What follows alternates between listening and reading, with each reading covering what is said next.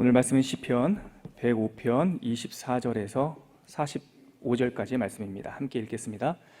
여호와께서 자기의 백성을 크게 번성하게 하사 그의 대적들보다 강하게 하셨으며 또 그의 대적들의 마음이 변하게 하여 그의 백성을 미워하게 하시며 그의 종들에게 교활하게 행하게 하셨도다.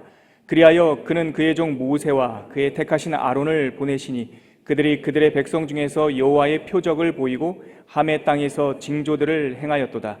여호와께서 흑암을 보내사 그곳을 어둡게 하셨으나 그들은 그의 말씀을 지키지 아니하였도다. 그들의 물도 변하여 피가 되게 하사 그들의 물고기를 죽이셨도다.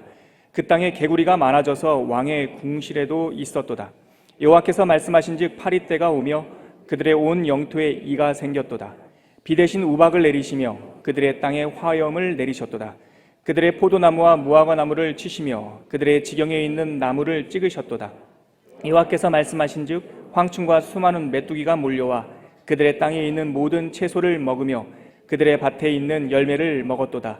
또 여호와께서 그들의 기력의 시작인 그 땅의 모든 장자를 치셨도다. 마침내 그들을 인도하여 은금을 가지고 나오게 하시니 그의 지파 중에 비틀거리는 자가 하나도 없었도다. 그들이 떠날 때에 애굽이 기뻐하였으니 그들이 그들을 두려워함이로다. 여호와께서 낮에는 구름을 펴사 덮개를 삼으시고 밤에는 불로 밝히셨으며 그들이 구한즉 메추라기를 가져오시고 또 하늘의 양식으로 그들을 만족하게 하셨도다. 반석을 여신즉 물이 흘러나와 마른 땅에 강같이 흘렀으니 이는 그의 거룩한 말씀과 그의 종 아브라함을 기억하셨음이로다. 그의 백성이 즐겁게 나오게 하시며 그의 택한 자는 노래하며 나오게 하시고 여러 나라의 땅을 그들에게 주시며 민족들이 수고한 것을 소유로 가지게 하셨으니 이는 그들이 그의 율례를 지키고 그의 율법을 따르게 하려 하심이로다. 할렐루야. 아멘. 지난 토요일 날 우리 목사님과 함께 이 105편 전반부를 묵상하셨지만 이 105편은 시편의 유형 중에 역사시에 속합니다. 이스라엘의 역사 이야기를 시로 요약해서 우리에게 다시 한번 기도의 언어로 삼고 있는 거죠. 제가 그 성경을 강의할 때나 이렇게 설교 끝나고 나서는 질문을 받은 적은 없고요. 성경을 강의를 하면 이런 질문 자주 받습니다. 아니, 목사님, 우리나라 역사도 배우기 싫은데 무슨 이스라엘 역사까지 우리가 꼭 배워야 합니까? 여러분들도 그런 질문 생기신 적 있으시죠? 근데 꼭 읽고 묵상해야 됩니다. 왜냐하면 이 구약의 역사는 이스라엘 민족의 역사가 아니라 하나님의 역사이기 때문입니다. 우리는 이스라엘 역사를 묵상하는 게 아니에요. 주인공이 사람이 아니에요. 성경에 있는 이스라엘의 역사의 주인공은 하나님이십니다. 또 왜 우리가 이스라엘의 역사, 구약의 역사를 읽고 묵상해야 됩니까? 그들이 우리의 모습하고 똑같아요. 역사가 반복되는 거예요. 작게 보면 인물들, 아브라함, 이삭, 야곱, 요셉, 그 인물들 잘 보세요. 우리들 이야기입니다. 그게. 특별히 그 야곱 이야기를 보면 우리가 범하는 그 실수와 성취의 과정들이 고스란히 담겨 있죠. 그렇기 때문에 구약의 역사를 묵상하면서 우리는 먼저 우리 엉망진창인 우리들의 삶이 이 구약의 역사 속에 고스란히 거울처럼 비춰지고 그렇게 엉망진창인 인생과 나라 속에서 역사하신 하나님의 손길들과 섭리, 원리들을 우리가 알 수 있는 거죠. 그래서 105편 전반부, 우리 지난주 토요일 날 목사님과 함께 묵상했던 23절까지는 창세기 이야기예요. 창세기 이야기예요. 아브라함을 택하셨다. 그들을 번성케 하셨다. 하나님께서 야곱과 함께 하셨고 또 야곱의 아들 요셉을 그 애굽 땅 기근의 시대 때 애굽 땅에 먼저 보내셔서 그 백성들을 보존하게 하셨다. 딱 창세기 끝나는 이야기까지입니다. 오늘 우리가 읽은 24절서부터 45절까지는 창세기 다음에 있는 이야기, 바로 출애굽기 이야기입니다. 어떤 이야기가 있었는지 먼저 첫 번째 단락인 24절부터 27절까지 한번 같이 읽을게요. 먼저 25절까지 두 절만 읽겠습니다. 시작. 여호와께서 자기의 백성을 크게 번성하게 하사 그의 대적들보다 강하게 하셨으며 또 그 대적들의 마음이 변하게 하여 그의 백성을 미워하게 하시며 그의 종들에게 교활하게 행하게 하셨도다. 문제가 발생했네요.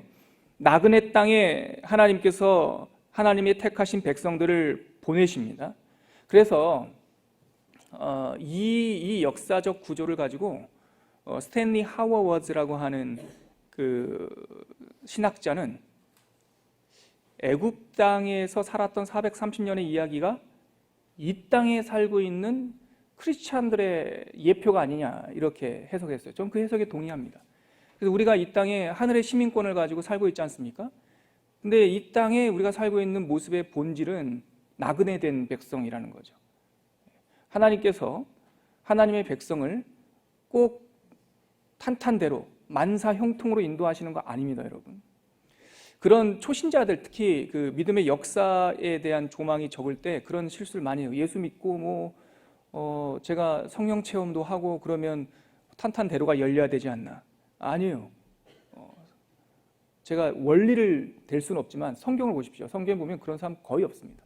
일부러든 아니면 그 안에 있는 부정한 것들을 정결케 하기 위해서든 간에, 아니면 더 단련하게 하시던 간에 꼭 나그네 된 자리, 광야, 낯선 곳에 보내시는 거죠. 그 낯선 곳에 보내면 문제가 생겨요. 하나님께서 그곳에서조차, 그 황무지 같은 사막에서조차 믿음의 꽃을 피우게 하거든요. 거기서 생명력이 드러나게 해요. 그러면 그 땅의 주인 노릇하는 원수들이 그들을 대적하게 돼요. 그래서 그의 대적들보다 강하게 하셨으니까 25절 보면 그의 대적들의 마음의 변하게 하여, 변덕스러운 거죠.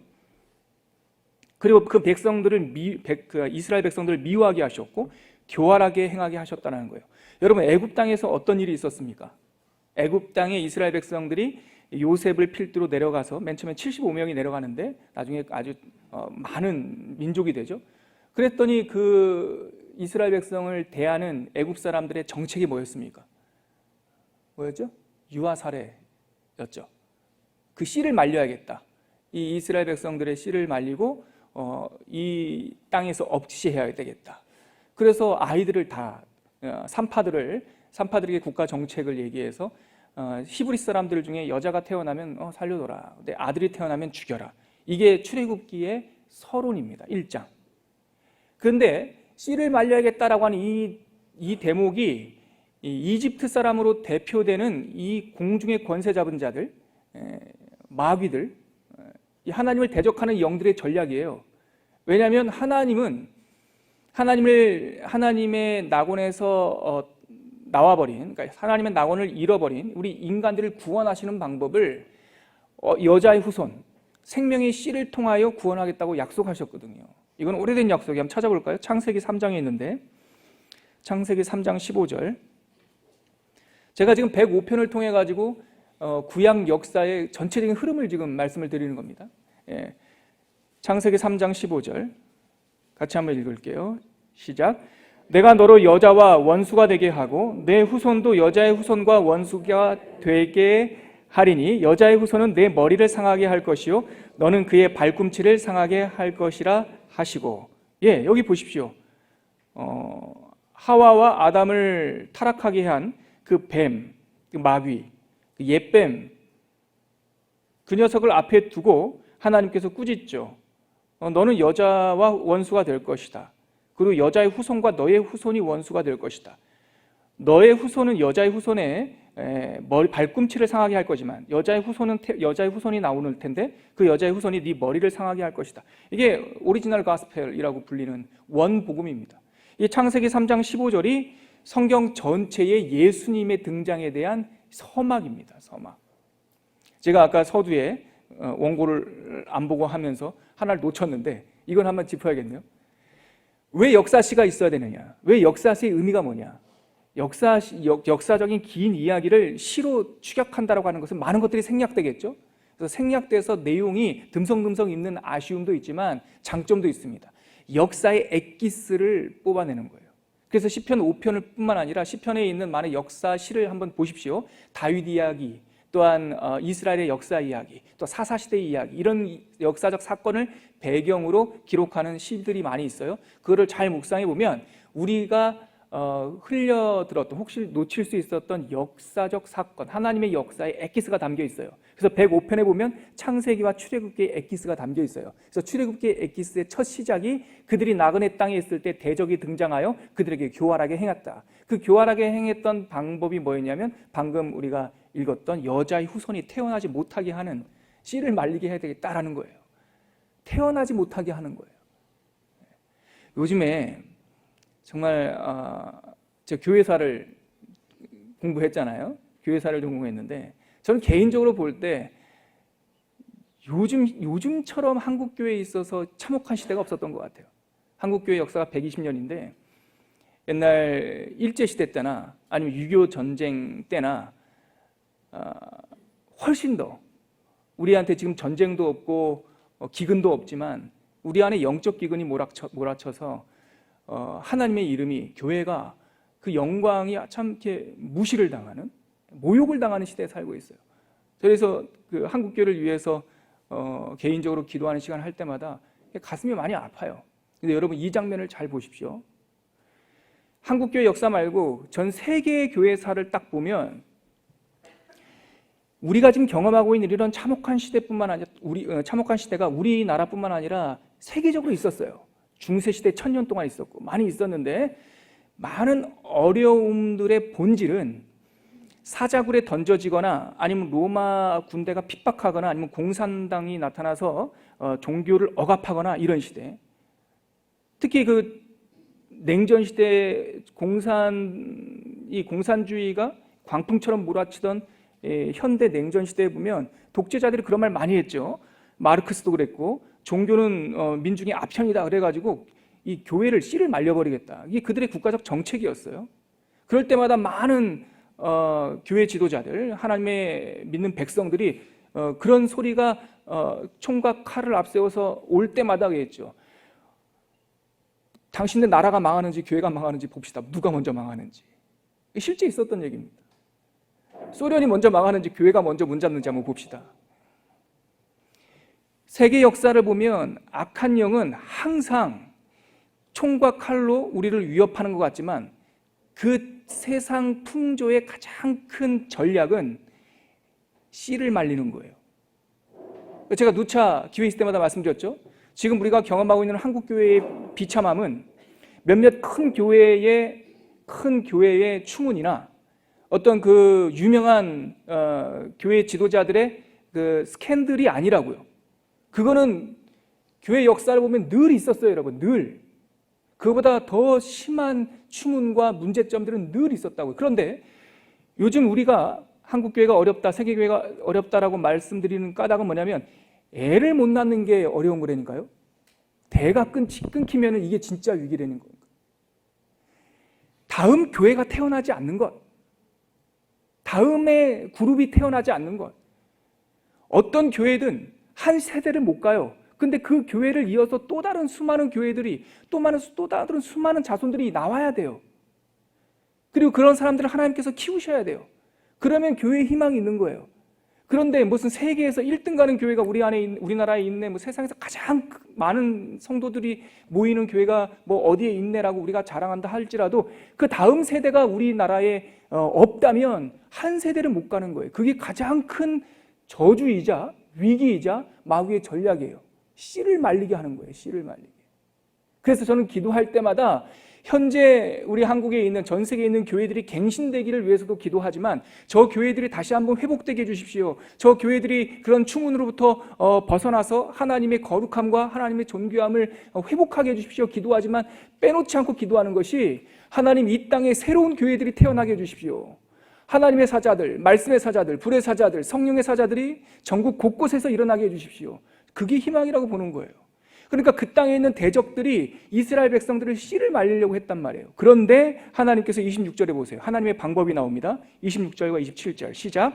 그리하여 그는 그의 종 모세와 그의 택하신 아론을 보내시니, 여기까지요. 원수는 그 백성의 씨를 말리려 했을 때 하나님께서는, 그리하여 하나님께서는, 그는이라고 하는 분은 하나님입니다. 그의 종 누구요? 모세와 그의 택하신 누구? 아론을 보내셨다. 저는 이 구절 묵상하다가 할렐루야, 제가 여기다가 별표를 2개를 쳐놨어요. 그렇습니다. 하나님께서 아무리 엄혹한 시대, 아무리 참혹한 시대에서도 하나님께서 준비하고 계신 교회와 준비하고 계신 인물들이 있다라고 전 믿습니다. 근데 모세와 아론을 보십시오. 얼마나 대조적입니까? 한 사람은 왕궁에서 자랐고 아론 한 사람은 노동 현장에서 자랐어요. 두 사람이 형제였다라는 것이 이 대조되는 모습을 더 극단적으로 쫙 보여주는 거예요. 같은 형제였지만 한 사람은 왕궁에서 자랐고 한 사람은 노동 현장에서 자랐어요. 저는 하나님께서 모세와 아론 같은 사람을 이 시대에도 준비하고 계시는 줄 믿습니다, 여러분. 어떤 사람은 모세와 같이 이 시대의 리더십 그룹에서 준비되고 있는 영적인 리더가 있을 거예요.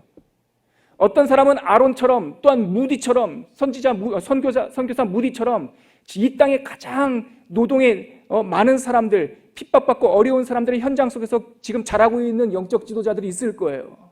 저는 기도할 때마다 그것이 비전처럼 보이지는 않지만, 하나님, 이 땅의 리더십들 가운데서, 이 땅의 노동의 현장 가운데서, 이 땅의 부자들 가운데서, 이 땅의 가난한 사람들 가운데서, 이 땅의 권력자들 가운데서, 이 땅의 권력이 없는 청년들 가운데서 하나님의 모세와 아론 같은 사람들을 준비하고 계신 줄 믿사오니 우리나라의 이 교회에 보내주시옵소서 기도한단 말이죠. 구체적으로 기도하셔야 돼요, 여러분. 우리가 아무리 엄혹한 시대에 살고 있다 해서 우리가 조금 다른 사람들한테 비난을 덜 받고 우리는 그렇지 않다라고 하는 우리 변명에 빠지면 안 되는 거죠. 그거는 변명할 필요 없어요, 세상을 향해서. 우리는 과연 다음을 준비하고 있는지, 베이직 교회를 비롯해서 이 땅에 있는 교회가 다음에 대한 희망이 있는지, 과연 우리 가운데서는 영적 지도자들이 살아나고 있는지, 키워지고 있는지, 우리는 그 영적 지도자 모세와 아론 같은 길을 걸어가고 있는지, 이것이 바로 엄혹한 시대에도 뚫고 새로운 꽃과 새로운 나무를 피워가는 하나님의 방법이라는 것이죠. 27절 같이 읽겠습니다. 시작. 그들이 그들의 백성 중에서 여호와의 표적을 보이고 함의 땅에서 징조들을 행하셨도다. 이 구절도 너무 좋죠. 그들, 하나님의 사람들은 그들의 백성 중에서, 수도원 가는 거 아닙니다. 하나님의 사람들은 기도원 들어가서 그냥 자기네들 돛 닦는 거 아닙니다. 그들은, 하나님의 사람들은 그들의 백성 한가운데서 뭐를 보입니까? 여호와의 사인을 보여준다. 표적을 보이고 함의 땅, 이 함의 땅이라는 것이 애굽을 말하는 겁니다. 함의 땅, 그 나그네 살던 그 땅에서 징조들을 행하였도다. 하나님 이렇게 하시옵소서. 그들을 이 백성 한가운데 보내주시옵소서. 여호와의 표적을 보여주시옵소서. 그리하여 이 나그네 된 함의 땅에서 이 백성들을 리더하여 주시옵소서. 기도하는 거죠. 자, 이들이, 하나님의 백성들이, 하나님의 새순들이 일어났습니다. 그러면 어떤 일이 일어날까요? 하나님의 새로운 물결들이, 하나님의 새로운 일들이 일어나기 시작하면 이 나그네 된 땅에서 어떤 일이 일어날까요? 영적 전쟁이 일어납니다. 드디어 큰 싸움이 일어납니다. 그 이야기가 28절부터 36절까지 있습니다. 같이 읽을게요.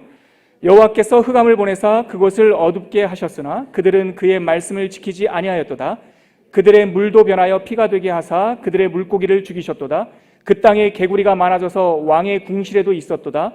여호와께서 말씀하신즉 파리떼가 오며 그들의 온 영토에 이가 생겼도다. 비 대신 우박을 내리시며 그들의 땅에 화염을 내리셨도다.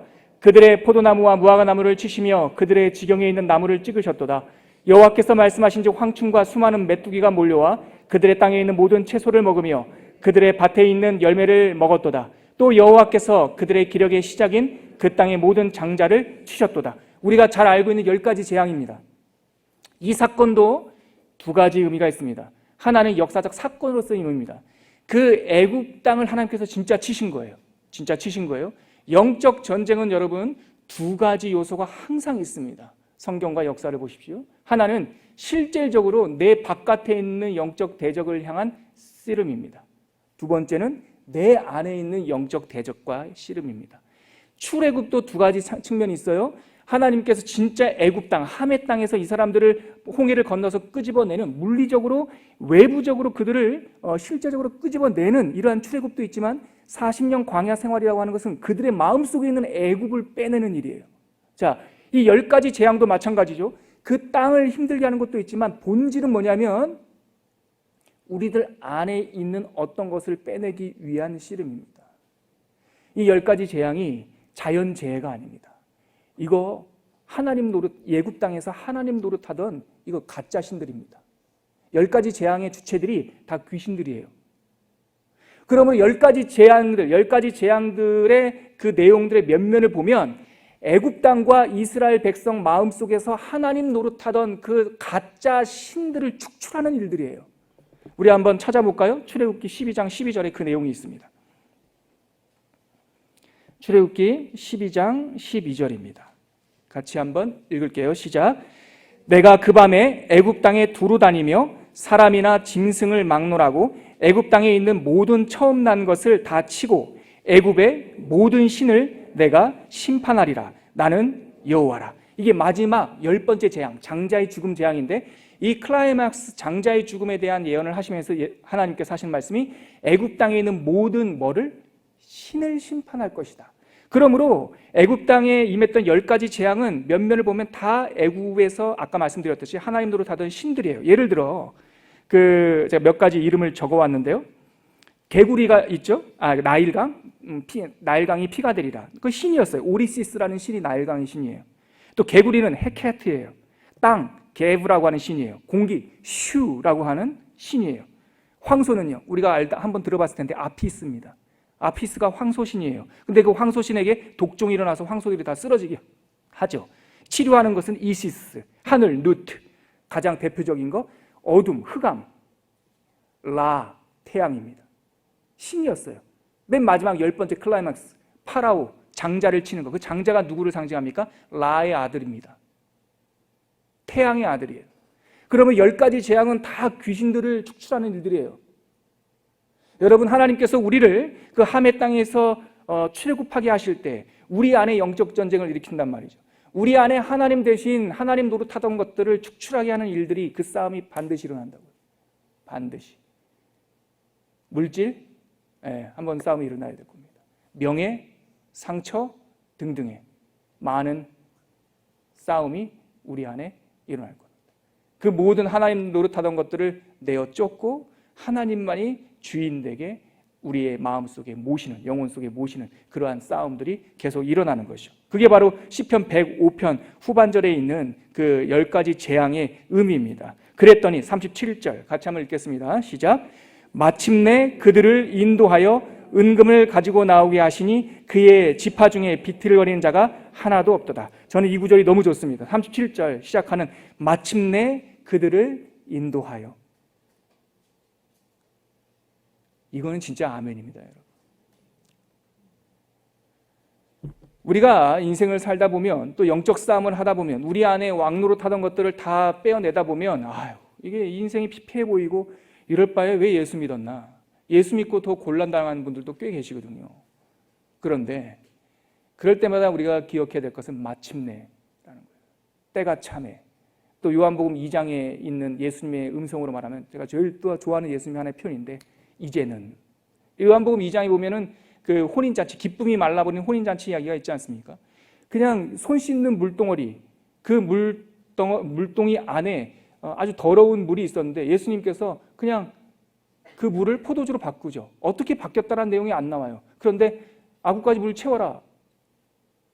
하인들이 채웠어요. 그냥 그 다음에 예수님께서 하신 말씀은 이제는, 한 말씀 하세요. 채워라. 채웠어요. 이제는. 그 과정이 아무것도 없다고요. 떠서 갖다 줘라. 그랬더니 극상품 포도주였어요. 그 역사적 반전의 순간. 우리가 이 어둠의 시간이 얼마나 길게 지나갈지 모르겠지만 마침내 그때가 온다고요. 저는 그거 믿어요. 이제는 이런 때가 믿어요. 지금은 세상이 다 성공한 것 같고, 세상의 인본주의자들, 세상의 물질주의자들, 세상의 이 세속주의자들이 다 성공한 이 시대 같지만, 아니요. 마침내 하나님께서 이 땅과 열방을 정화하는 때가 있을 거라고 저는 믿습니다. 이제는 움직여라. 이제는 떠서 갖다 줘라 하면 마시는 사람들은 극상품 포도주를 맛볼 거예요. 영적 부흥을 맛볼 거예요. 그때 그 영적 부흥의 포도주를 마시는 사람은 이 포도주가 어디서 왔는지 모르지만 순종한 종들은 알겠죠. 누가 바꿨는지. 마침내 그들을 인도하여 내셨다라는 거죠. 그랬더니 그들의 모습이 어땠습니까? 43절부터 45절 읽고 마치겠습니다. 시작. 그의 백성이 즐겁게 나오게 하시며 그의 택한 자는 노래하며 나오게 하시고 그의 여러 나라의 땅을 그들에게 주시며 민족들이 수고한 것을 소유로 가지게 하셨으니 이는 그들이 그의 율례를 지키고 그의 율법을 따르게 하려 하심이로다. 할렐루야. 찬양하게 하시겠다는 거예요.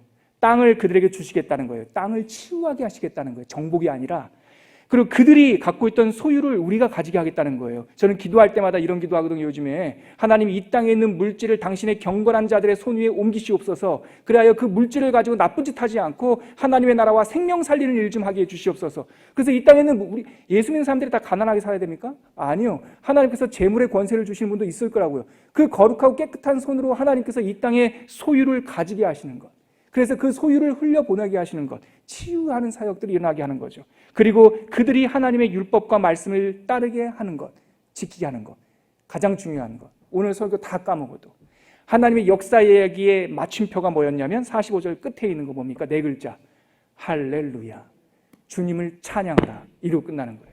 역사의 종결부는 뭐라고요? 할렐루야, 하나님을 찬양하라. 하나님께서 찬양받게 될 것입니다. 요한계시록에 그 이야기가 있습니다. 아멘, 주 예수여 어서 오시옵소서. 킹덤 컴, 나라가 오시옵소서. 같이 기도하겠습니다. 하나님, 오늘 우리가 이 105편 말씀을 읽었는데 이스라엘의 역사 이야기가 우리의 삶의 이야기입니다. 하나님, 이 어둠의 시대 가운데 하나님의 사람과 하나님의 역사를 기대하게 하여 주시옵소서. 우리 가운데 하나님 노릇하던 많은 우상들을 축출하는 결단을 있게 하여 주시옵소서. 날마다 찬양하게 하시고 마침내 하나님께서 우리를 인도하신다라고 하는 하나님을 향한 낙관과 소망을 갖는 백성이 되게 하여 주시옵소서. 이렇게 기도 제목 가지고 함께 기도하겠습니다. 하나님 아버지, 은혜를 감사합니다. 오늘 105편 말씀을 통하여서 역사의 주관자 되신 하나님이 누구인지 우리가 묵상했습니다. 아무리 어둡고 힘든 시절을 우리가 지나간다 할지라도 하나님의 손길은 멈추고 계시지 않을 줄 우리가 믿사오니 하나님, 모세와 아론과 같은 하나님의 사람들을 보내주시옵소서. 이 시대에 왕노릇하는 것들을 모두 내쫓는 결단을 하게 하여 주시옵소서. 마침내 하나님께서 우리를 인도하여 하나님의 승리와 하나님의 구원의 대로로 우리를 인도하신다는 사실을 믿게 하여 주시옵소서. 그리하여 역사의 주관 되신 하나님을 할렐루야로 찬양하는 우리들이 될 수 있도록 우리의 입술을 정결케 하여 주시옵소서. 하나님 아버지, 많은 사람들은 우리가 세상을 몰라서 많은 문제가 있다고 말합니다. 그러나 하나님, 정말 그런지 전 잘 모르겠습니다. 어쩌면 우리가 너무 세상을 많이 알고 세상의 거짓 소리에 귀를 많이 기울여서 우리 가운데 혼란이 있는 것 같습니다. 하나님, 우리가 세상을 하나 알 때에 하나님의 뜻을 두 개, 세 개 알게 하여 주시옵소서.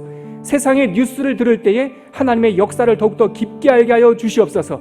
그래야 날마다 낭망하게 하는 세상의 풍조를 물리치게 하여 주시옵시고 하나님의 역사와 하나님의 소망을 붙잡는 우리들이 되게 하여 주시옵시고 우리들의 삶의 끝자락에 할렐루야로 하나님을 찬양하는 인생들 다 되게 하여 주시옵소서. 이제는 이 생명의 보증 되신 예수 그리스도의 은혜와 하나님 아버지의 부족함 없는 사랑과 성령 하나님의 끝까지 함께 하시고 동행하시는 은총이 105편의 시를 나의 이야기, 앞으로 우리가 살아가야 될 삶의 이야기로 읽으면서 이렇게 하나님을 찬양하며 마침내 주님께서 우리를 인도하시겠다라고 하는 그 소망 가운데 살아가기로 결단하는 주의 백성들 위해 지금부터 영원까지 함께 계시길 간절히 축원하옵나이다. 아멘.